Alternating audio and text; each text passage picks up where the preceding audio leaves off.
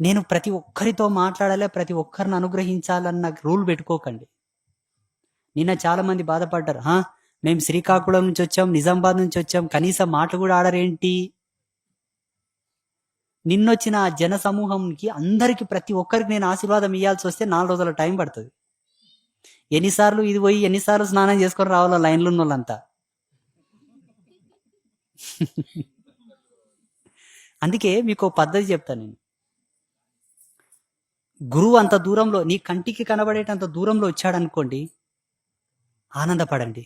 మనసుని లోపల నుంచే సంతోషపరచండి. మనసును పులకింపజేయండి, మనసును పరవశింపజేయండి. లోపల బుగులు స్టార్ట్ కావాలి గురువుని చూడగానే. కాషాయం బరదారి ఎవరు కనిపించినా ఆ తాపత్రయం ఉండాలి మన హృదయంలో. ఆయన దగ్గరికి మన నీడ ఎంత దూరం పోతుందో అంత దగ్గరికి ఆయన వచ్చిండు అనుకోని, దూరం నుంచి రెండు చేతులు జోడించి శిరస్సు వంచి మంచిగా ప్రేమపూర్వక ఆయనకు దండం పెట్టుకోండి.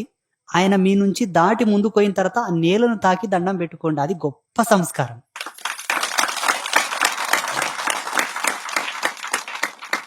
ఏం చేస్తారు? వచ్చి 2 చేతులు కాళ్ళ మీద పెడతారు, దడల నెత్తి గుద్దుతారు.